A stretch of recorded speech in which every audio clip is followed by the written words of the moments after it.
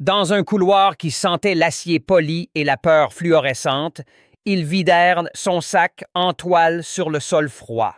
Un baume à lèvres, un carnet aux pages écornées, une seule photographie, tandis que les soldats ricanaient.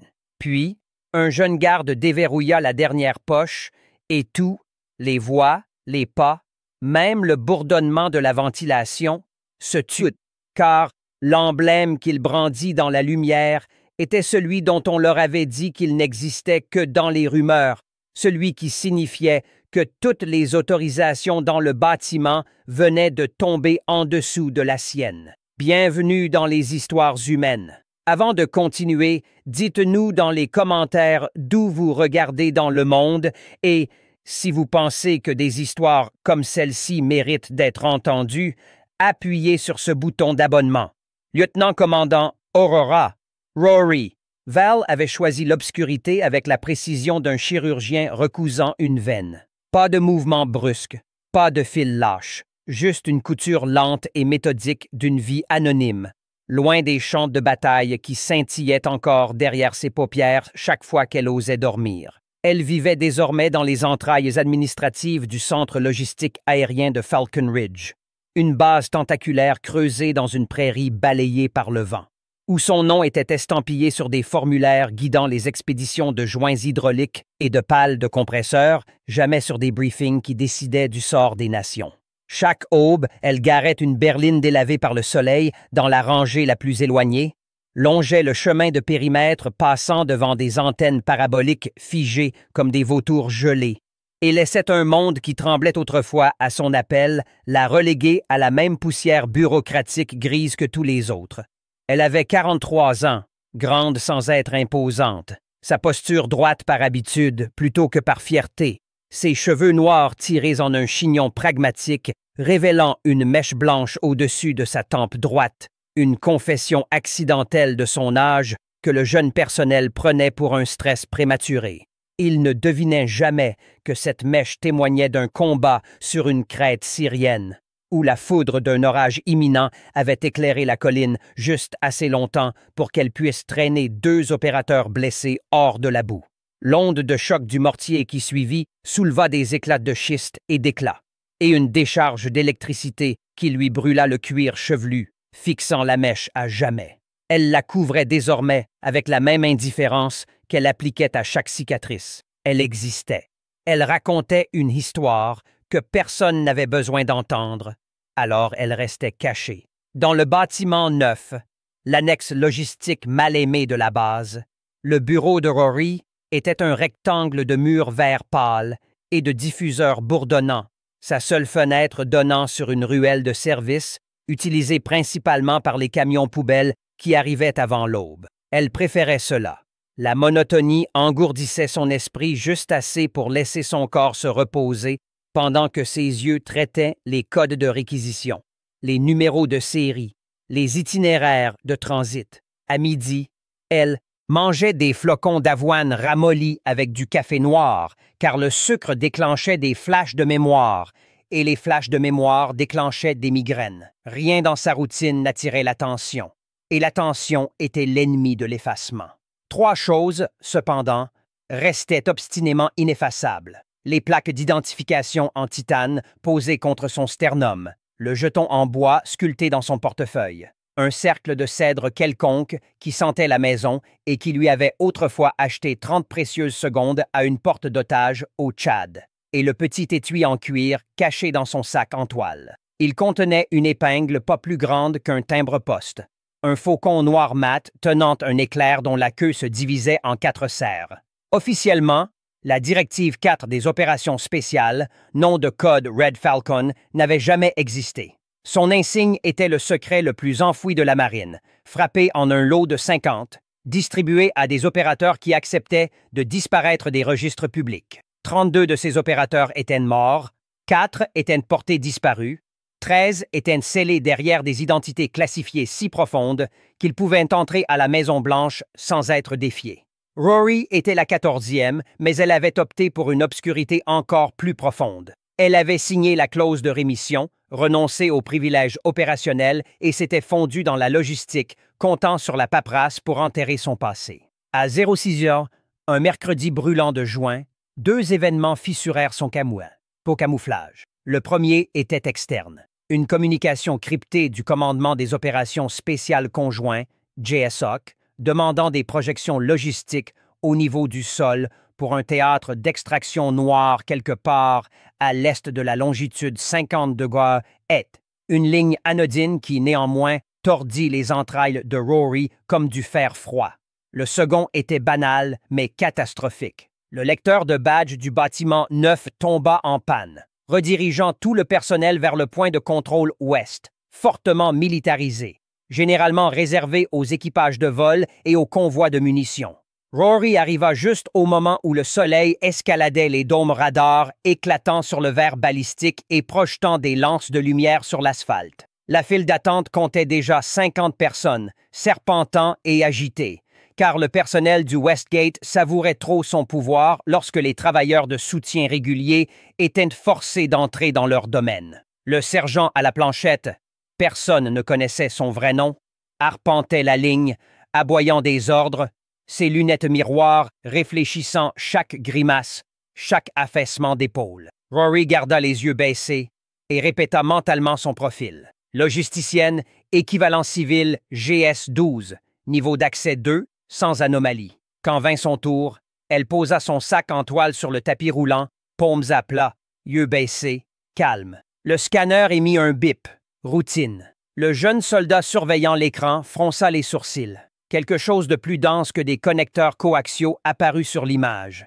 Il s'éclaircit la gorge, essayant de paraître autoritaire. « Madame, avez-vous des épingles métalliques ou des appareils électroniques non déclarés? » Rory répondit d'un ton monocorde mesuré qui masquait le bourdonnement dans ses veines. « Aucun appareil électronique interdit, juste des outils et des objets personnels. Vous pouvez inspecter. » Elle aurait pu brandir une autorisation de colonel et passer sans problème. La clause de rémission désactivait ses privilèges sur le terrain, mais pas le code prioritaire intégré dans la bande magnétique de sa carte. Pourtant, elle choisit la soumission. C'était plus sûr. Le soldat Bradford, badge de travers, acné rougeoyante sous la colère fluorescente, fit signe vers une table en acier inoxydable et commença à vider le sac. Une tasse de voyage, un Moleskine écorné, un jeu de tournevis miniature, le jeton de cèdre, un paquet de flocons d'avoine, un T-shirt en coton plié. Les objets claquaient comme des pièces coupables dans un plateau en plastique. Le sergent à la planchette s'approcha, sentant le divertissement, et bientôt, un demi-cercle de techniciens de sécurité ennuyés se forma, coude déposé sur la rambarde, yeux avides d'anomalie. Bradford atteignit la dernière fermeture éclair. Le pouls de Rory s'accéléra, mais son visage resta impassible comme la pierre. L'étui en cuir tomba, léger mais urgent, atterrissant à côté d'une paire de gants tachés d'huile. Le soldat l'ouvrit, et le temps devint visqueux. Le faucon noir capta la lumière du plafond avec un éclat si subtil que la plupart l'auraient manqué. Mais ceux qui savaient, cette fraction infinitésimale du personnel militaire dont les autorisations frôlaient la stratosphère, reconnaissaient des absolus dans cet éclat. Mission sans échec, corps enseveli sous des lunes désertiques, un seul appel radio capable de rediriger des satellites. Bradford ne vit rien de tout cela. Il vit un oiseau et un éclair. Le sergent à la planchette, lui, inspira comme si l'air contenait des barbelés. Le bavardage de la pièce s'effondra. Quelque part derrière les scanners, un téléphone sonna 2 fois et s'arrêta. Une alarme silencieuse au contrôle de supervision. Le sergent baissa ses lunettes, pupilles contractées, souffle s'échappant entre des dents serrées. Il jeta un coup d'œil à Rory, puis à l'emblème, puis à ses hommes, un calcul scintillant comme de l'électricité statique sur sa mâchoire. Ce qu'il dit ensuite fut presque un murmure, mais cela traversa le point de contrôle comme un coup de fusil. Bagotte! Personne ne bouge. Qui vient qui? Bradford cligna des yeux, confus.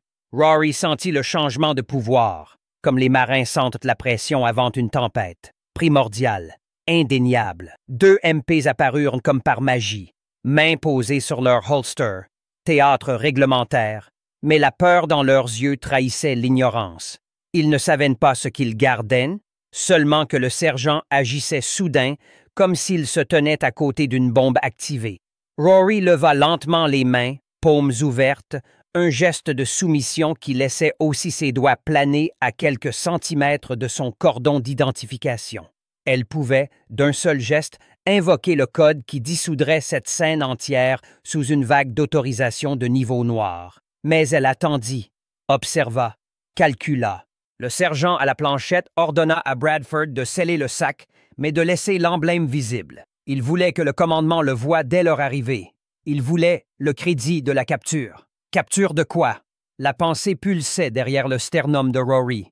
Elle n'était plus une opératrice. Elle était une employée qui utilisait des capsules de café recyclées 2 fois avant de les jeter. Pourtant, l'emblème racontait une histoire plus forte, plus ancienne, qui surpassait les fantasmes du sergent par des galaxies. Cette histoire commença à s'infiltrer dans la pièce. L'air devint ténu, les pas se turent, même le panneau de sortie bourdonnant s'assombrit sous le poids de sa propre électricité. Un SUV banalisé freina brusquement à l'extérieur. 2 officiers en bleu nuit approchèrent au pas de course, sans insigne de grade, sans étiquette de nom. Seulement l'écusson discret du commandement de combat aérien cousu sur leurs épaules. Le visage du sergent devint crayeux. Il saisit la manche de Rory avec un tic possessif, puis la relâcha lorsque l'officier le plus grand aboya son nom. « Sergeant Fields, expliquez. »« Équipe B, sont chichonnés. » Fields fit un geste vers la table, bouche s'agitant sans son. Le regard de l'officier grand se posa sur l'emblème, et Rory vit le déjà-vu onduler sur des traits entraînés à ne jamais révéler d'émotion. Il se ressaisit, inspira, puis la regarda. Pas son badge, pas le sac, mais directement, comme s'il scannait ses os pour y trouver des codes barres. « Lieutenant-commandant Vale, » dit-il. Affirmation, pas question. Pourquoi une opératrice Red Falcon traverse-t-elle ce portail sans escorte? Une douzaine de têtes pivotèrent vers elle. La phrase Red Falcon explosa silencieusement dans le point de contrôle, faisant voler en éclats toutes les suppositions sur la femme ordinaire en kakis de logistique. Rory parla pour la première fois depuis le début de l'humiliation. Sa voix basse, mesurée, polie par des années de silence. « Parce que, colonel, cette opératrice a signé une rémission. Je suis une employée non combattante. Le paragraphe 12C autorise le transit de base indépendant sous des protocoles standards. » Les yeux du colonel passèrent de Fields à Bradford, au MP silencieux, puis revinrent à Rory. Le paragraphe 12C stipule également que les opérateurs voyagent sans identifiant, compromettant leur rémission. Voulez-vous expliquer pourquoi cette épingle est en votre possession? Rory exhala par le nez, un geste de lassitude plutôt que de défi. Parce qu'on m'a conseillé de la garder. Un rappel. Elle n'ajouta pas de quoi. Elle n'en avait pas besoin. Le colonel pesa les réponses, la politique frémissant derrière ses yeux. Le personnel de sécurité s'agitait, rétrécissant sous des tensions qu'il ne pouvait nommer. Finalement, il hocha la tête, sec. « Sergent, rendez-lui ses affaires. Enregistrez une erreur procédurale, puis dégagez ce portail dans l'heure. » Fields ouvrit la bouche pour protester. Le colonel le coupa d'un regard. « C'est un ordre. » Bradford ramassa les objets dans le sac de Rory avec des mains qui tremblaient, juste assez pour faire cliqueter les outils. Quand il atteignit l'étui en cuir, il hésita, le tenant comme s'il risquait de l'électrocuter. Rory le prit doucement, le glissa dans le sac, ferma la poche et passa la sangle en toile sur son épaule. Aucune excuse ne vint. L'humiliation ne se rembobine jamais. Mais alors qu'elle passait le détecteur de métaux, des voix la poursuivirent dans le couloir, des murmures épais de spéculation, de peur et d'un respect nouvellement trouvé. Quand Rory atteignit le bâtiment neuf, elle avait enfermé l'épisode dans un compartiment étroit de son esprit. Pourtant, ces secousses se propagèrent tout au long de la journée, comme des fractures capillaires. La demande du JSOC semblait maintenant moins aléatoire. Des appels téléphoniques qu'elle ne pouvait retracer sonnaient sur son poste, puis disparaissaient. Même la brise dehors sentait plus fort, comme si la réalité elle-même avait changé de teinte. À 15 heures, un coursier livra une enveloppe scellée sans code de retour. À l'intérieur, une seule feuille, encre noire sur carton gris. Protocole de rappel Red Falcon. Effectif immédiatement. Rémission suspendue sous l'article 7. Présentez-vous au hangar 6 à 19h. Signature expurgée. Une chaleur monta de sa colonne vertébrale à sa gorge. Le rappel de l'article 7 était un mythe, l'option nucléaire de la gouvernance clandestine. Cela signifiait un scénario si critique, si temporellement contraint, que les actifs vivants d'une unité effacée étaient considérés comme le seul recours. Elle compta les heures jusqu'à 19h, sentant chaque seconde tomber comme un poids sur une balance, basculant vers la femme qu'elle avait si durement essayé d'enterrer. À 18h30, elle ferma son ordinateur, verrouilla les tiroirs et laissa le bureau exactement comme l'exigeait la liste de contrôle de ménage. Poubelles vidées, stores à moitié baissés, bureaux dégagés, car les habitudes d'ordre survivent aux catastrophes. Elle marcha dans l'allée de service, passant devant des bennes bourdonnantes de mouches, devant la clôture grillagée où l'herbe de prairie ployait sous le vent chaud, et vers la ligne de vol où les hangars s'accroupissaient comme des animaux sombres contre un ciel meurtri. Chaque pas arrachait une couche de prétention civile, jusqu'à ce que seule la mémoire musculaire la guide. Respirer par les talons, scanner les cadrans, cataloguer les sorties. Le soleil saignait orange sur le tarmac, sa lumière mourante, captant l'aluminium courbé d'un avion qu'elle n'avait pas vu depuis 13 ans.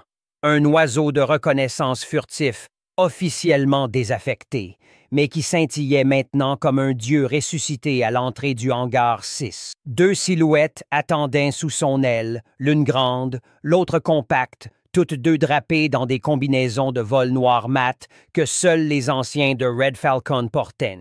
La silhouette la plus grande leva une main. Pas un salut. Un signal codé épelant « Valkyrie », son ancien nom de code. Un bourdonnement rugit dans ses oreilles. Elle atteignit le bord de l'ombre et la silhouette plus petite s'avança. Yeux de vision nocturne, voix de gravier. « Ça fait longtemps, Veille. » Rory répondit, surprise par la fermeté de sa propre voix. « On m'a dit que tu étais Kea. » Il haussa les épaules, sa bouche cicatrisée frémissant. Les rapports de ma mort étaient une nécessité stratégique. Puis il fit un signe du pouce vers l'oiseau. Roue en l'air dans 40 minutes. Briefing à l'intérieur. On repart. Repartir où? Faillit-elle demander. Mais une partie d'elle savait déjà. À l'est de 50 de rest, dans un désert dont le sable portait encore l'empreinte de sa forme agenouillée, alors qu'elle murmurait des codes d'extraction dans une radio tachée de sang, le jour où Red Falcon s'était dissous. Le passé n'en avait pas fini avec eux.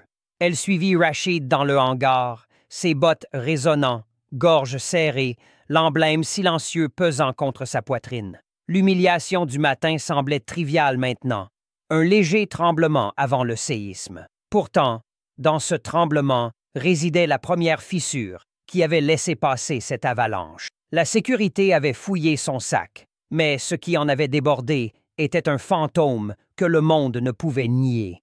Un fantôme qui maintenant glissait dans l'altitude lunaire avec la vengeance dans ses ailes. L'intérieur du hangar 6 avalait le son comme une ancienne chapelle. Le béton froid résonnait faiblement sous chaque pas, le haut plafond voûté en côte d'acier noir qui avait autrefois soutenu la naissance d'avions expérimentaux abritait maintenant des fantômes. Les projecteurs brillaient doucement, chirurgicalement, sur le ventre du jet de reconnaissance, projetant des silhouettes déformées contre les murs métalliques. Trois figures réunies par quelque chose de plus ancien que le devoir et de plus sombre que le commandement. Rory se tenait au centre, sa posture rigide sans effort, bras croisés lâchement mais épaules tendues. À côté d'elle, Rashid marchait avec l'allure roulante d'un homme dont les jambes avaient été reconstruites par nécessité, pas par grâce. La troisième figure, mince, indéchiffrable, enveloppée de silence comme d'un linceul, restait près d'une table pliante où un seul écran affichait une image satellite figée d'un terrain que Rory n'avait pas vu depuis plus d'une décennie. C'était un désert, pas n'importe lequel, Le genre de désert qui n'apparaît pas sur les cartes conventionnelles, où les rivières sèchent en plein milieu et les villages s'effondrent sous le vent et les rumeurs. Dans l'image, un complexe de structures basses blanchies à la chaux, entouré de clôtures qui ne projetaient aucune ombre, gardées par des figures trop pixelisées pour être identifiées, sauf une au centre de la cour, une silhouette que Rory reconnut immédiatement. Le genou plié d'un homme en soumission, mains liées derrière lui, ombragé par deux figures en équipement asymétrique. Mais ce n'était pas le prisonnier agenouillé qui glaça son sang.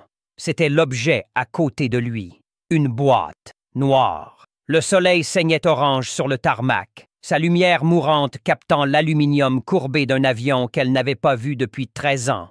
Un oiseau de reconnaissance furtif officiellement désaffecté, mais qui scintillait maintenant comme un dieu ressuscité à l'entrée du hangar 6. Deux silhouettes attendaient sous son aile, l'une grande, l'autre compacte, toutes deux drapées dans des combinaisons de vol noir mat que seuls les anciens de Red Falcon portaient. La silhouette la plus grande leva une main, pas un salut, un signal codé épelant, Valkyrie, son ancien nom de code. Un bourdonnement rugit dans ses oreilles.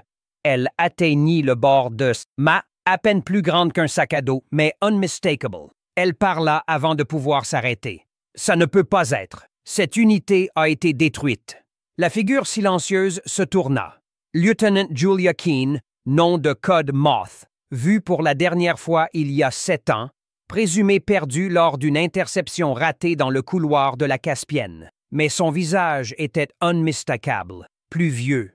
Oui, la douceur effacée. Mais son regard portait toujours ce poids étrange et délibéré qui pouvait autrefois faire taire des briefings entiers. Elle ne hocha pas la tête, ne sourit pas, se contenta de faire un geste vers l'écran et dit « Cette boîte ne faisait pas partie du programme raté. C'est une successeur, et elle est active. » Rory expira lentement, son esprit rattrapant les implications. Si elle était active, alors quelqu'un avait accès au cryptage original, aux archives Red Falcon, à du matériel qui avait été promis enfermé à jamais dans un silo de serveurs arctiques avec une autodestruction intégrée. Le colonel Rashid grogna et croisa les bras. « Nous pensons que la boîte a été déplacée il y a 2 semaines. Pas par le JSOC, pas par quelqu'un sur le réseau Five Eyes. C'était interne, très interne. » Rory ne parla pas. Elle n'en avait pas besoin. Elle fixa simplement l'image granuleuse jusqu'à ce que le silence en dise assez. Moth se détourna et tapa 2 fois sur l'écran. Une nouvelle image apparut. Un autre cliché satellite, cette fois d'un drone abattu, éparpillé sur la roche, partiellement désassemblé.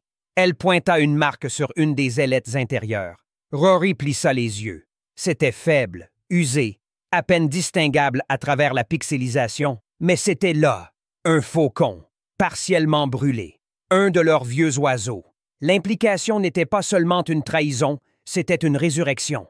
Quelqu'un avait récupéré des débris de Red Falcon, des fragments, des reliques, une technologie oubliée, et les avait réassemblés en quelque chose d'opérationnel, de mobile, de pointé du mauvais côté de la planche. Rashid se pencha en avant. Ils n'ont pas juste récupéré nos débris de cette montagne, ils l'ont reprogrammé. Celui qui est derrière ça ne veut pas ressusciter le faucon. Ils veulent le détourner. Ça est... Dahin. Keene ajouta, « Nous ne savons pas encore qui, mais le complexe est dans la province de Helmand. Couverture civile. Les derniers opérateurs envoyés, une équipe conjointe italienne Sea Giant, ont disparu. Tout ce que nous avons, c'est une seule image fixe, et ça. » Elle tendit un petit objet entre 2 doigts gantés. Rory reconnut le matériau instantanément. Des plaques d'identification en fibre de carbone, standard uniquement pour les opérateurs de cap profonde. Le code gravé dessus était le sien, ou plutôt, c'était son alias de secours, une identité leurre utilisée une seule fois dans une mission jamais déclassifiée. Et maintenant, quelqu'un l'avait récupérée. Pour la première fois en des années, Rory sentit les contours d'elle-même se reconfigurer. Pas seulement la mémoire musculaire, pas seulement l'instinct, mais quelque chose de plus profond.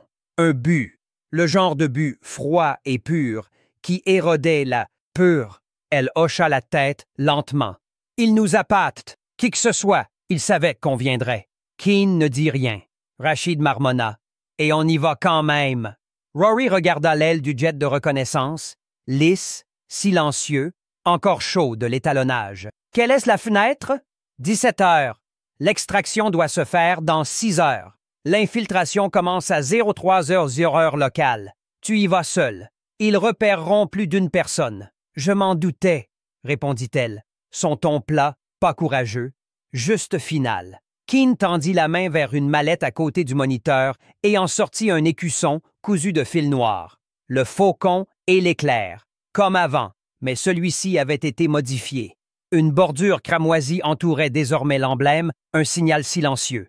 Pas de renfort, pas de traces de communication, pas d'extraction à moins que la mission ne soit terminée. Pas une menace, un fait. Rory le prit, passa son pouce sur la couture, puis Keane ajouta sans émotion « Ils ont levé ta rémission. Tu es activé. » Rory ne répondit pas. Elle tendit simplement la main vers son sac en toile, le même que les gardes du point de contrôle avaient fouillé quelques heures plus tôt, et glissa l'emblème dans sa poche latérale, puis ferma la fermeture éclair, non pas pour le cacher cette fois, mais pour le ranger, le remettre en service. À la fin du briefing, elle avait déjà ôté son uniforme de base, enfilé la combinaison qui lui allait toujours comme une seconde peau, et serré la dernière sangle de son ancien bracelet, celui avec les 3 encoches qu'elle avait gravé elle-même la veille de sa première mission, à l'époque où son nom signifiait encore quelque chose, ne serait-ce que pour elle-même. À 19h41, le jet roula dans l'obscurité, silencieux, déterminé. À 19h43, le flux satellite de la base reclasse son profil de soutien à activer sur le terrain. Le garde du point de contrôle vit le changement en temps réel et ne dit rien. À 19h47, le ciel avala l'avion tout entier, et sous son siège, rangé dans la même poche où se trouvaient autrefois les flocons d'avoine, l'emblème du faucon scintilla faiblement sous la lumière rouge douce de la cabine. Un vieux secret renaissant. L'altitude dépouilla le son de ses oreilles bien avant que l'horizon n'apparaisse. À 37 000 pieds au-dessus du couloir sud de l'Afghanistan, le jet de reconnaissance glissait comme une pensée dans le courant jet, silencieux et froid, sa carlingue enveloppée d'une peau de polymère noir qui absorbait radar et clair de lune. À l'intérieur, Rory était assise seule, yeux fermés, respiration stable, chaque nerf s'enfonçant dans le rythme opérationnel qu'elle avait autrefois vécu. Attention divisée en cadrans, mémoire coulante en piles latérales, émotion supprimée au profit des mathématiques. En dessous d'elle s'étendait un terrain qu'elle avait traversé une fois à pied, sous le feu, sous des ordres qui avaient laissé 10 corps, enterrés dans un sol qui ne leur appartenait pas et un enfant vivant qui n'était jamais censé être là. Le briefing de la mission avait décrit un objectif, extraire la boîte noire, intercepter un gestionnaire local, disparaître. Mais Rory avait vu le timing, les signaux, la manière dont les données avaient été trouvées trop facilement. Ce n'était pas une récupération. C'était un test, ou pire, un piège. À 0h41 heure locale, l'avion vira au sud-est et glissa dans un murmure au-dessus du terrain accidenté. Elle relâcha les sangles du siège sans cérémonie, glissa dans un harnais thermique et scella le masque de saut sur sa mâchoire. Pas de compte à rebours, juste la gravité, et puis elle disparut. Elle atterrit dans un silence presque total, son parachute s'enfonçant dans le sable comme un voile noir s'effondrant. Accroupie, fusil levé, scannant, aucun mouvement, aucun vent, juste la poussière enroulée dans l'immobilité.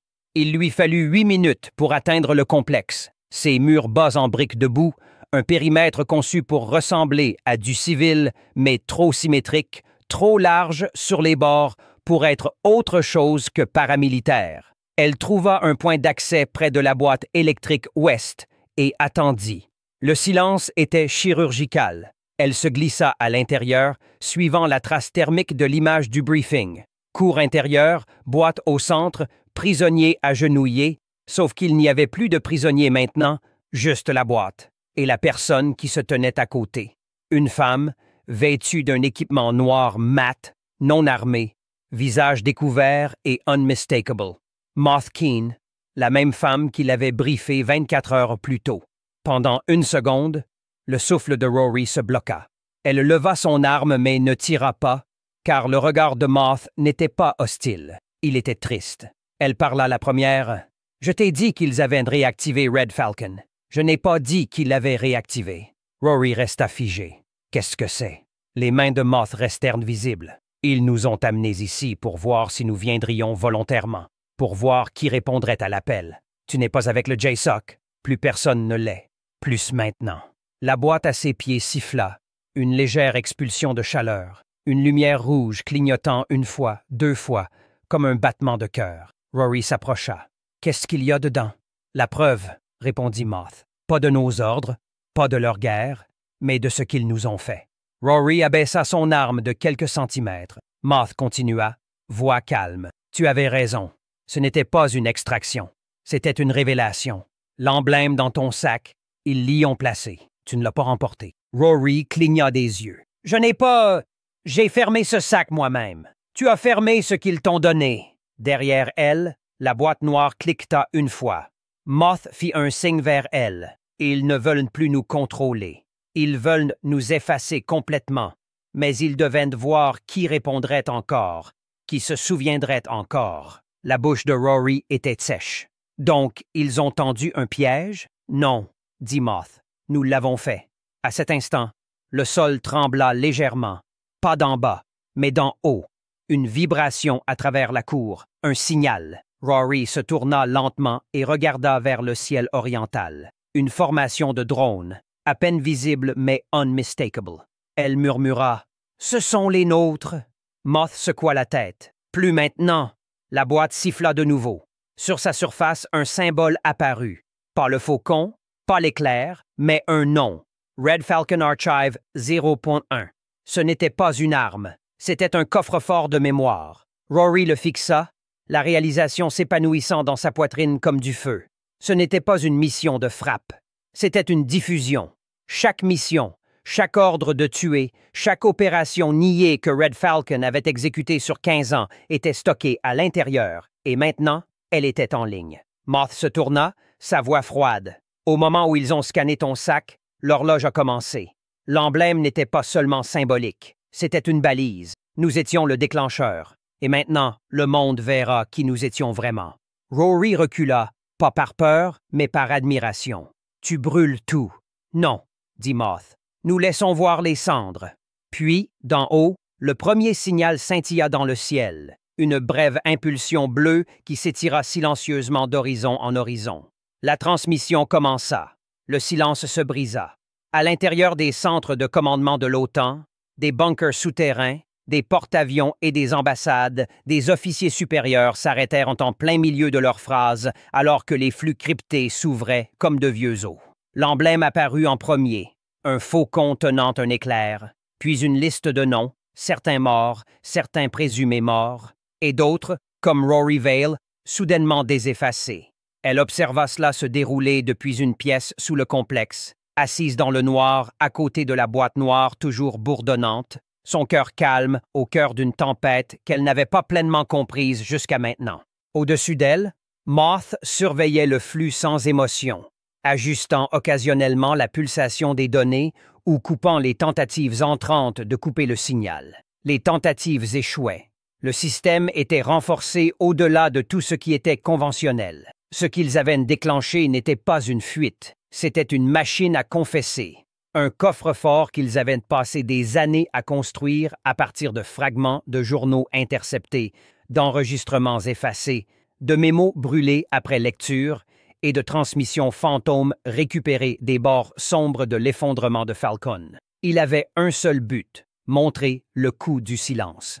Le flux atteignit les ambassades à Berlin, Tokyo, Canberra, Buenos Aires, Le Caire. D'anciens alliés clignaient des yeux devant des images d'attaques non autorisées, de détentions fantômes, de transferts secrets marqués par les noms d'opérateurs qui n'étaient jamais censés avoir existé. Des familles ayant reçu des cercueils sans corps virent pour la première fois ce qui s'était passé dans des couloirs jamais construits sur les cartes.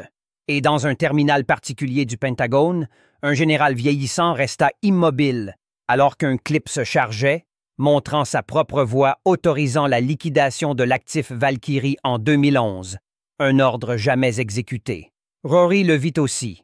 La date, le lieu, sa propre image entrant dans un bâtiment à Homs, en Syrie, 20 minutes avant qu'un IED ne fasse s'effondrer l'aile. Ils avaient essayé de l'effacer une fois auparavant, pas métaphoriquement, littéralement.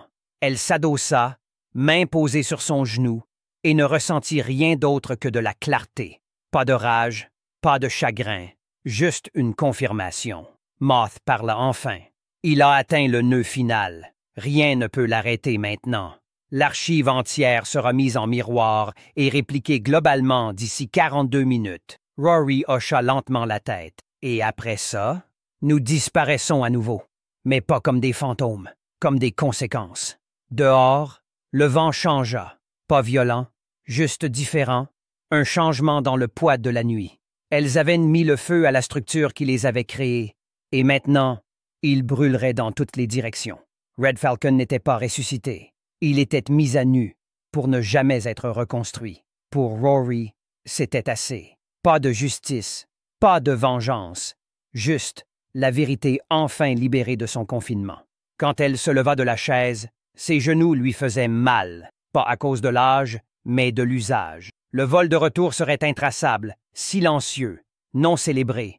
Il n'y aurait pas de médaille, pas d'excuses, pas de registre officiel de ce qui avait été fait ce soir. Mais pour la première fois en des années, elle n'en avait plus besoin. Elle ramassa l'emblème et le posa dans sa paume. Il était chaud. Pas de pouvoir, mais de clôture. 3 semaines plus tard, le point de contrôle de Falcon Ridge fut remplacé. Pas amélioré, supprimé. Les hommes qui avaient fouillé son sac furent réaffectés sans préavis. Les mémos internes marquèrent cela comme un changement de personnel de routine, mais ceux qui étaient là savaient mieux. Dans l'annexe d'approvisionnement, le bureau de Rory resta vide. Aucune explication ne fut donnée. Aucun carton ne fut vidé. Le tiroir contenait encore un carnet fané, une cuillère, un anneau métallique avec un bord brûlé. À travers le monde, le flux s'estompa lentement des gros titres, enterrés sous le bruit, reclassifiés sous de nouveaux noms de code. Mais quelque chose persistait. Pas dans les nouvelles, pas dans les politiques, mais dans le silence. Dans la manière dont les jeunes officiers s'arrêtaient devant les portes verrouillées, dont les colonels ne riaient plus quand une femme entrait dans la pièce, dans le murmure occasionnel quand un drone perdait le signal en plein vol et que quelqu'un marmonnait « Red Falcon ». Rory Vale était parti à nouveau, pas enterré, pas caché, juste fondu dans le tissu des conséquences. Elle n'avait jamais demandé de reconnaissance, seulement de ne pas être effacée. Maintenant, dans une archive sombre, le monde connaissait son nom. C'était assez. Certaines histoires ne se terminent pas par des applaudissements. Certaines se terminent par le silence et la connaissance discrète que la vérité a été vue. Si vous êtes resté jusqu'à la fin, dites-nous dans les commentaires ce que vous auriez fait à sa place et si vous pensez que des histoires comme la sienne méritent d'être rappelées, partagez celle-ci. Quelqu'un, quelque part, a besoin de l'entendre.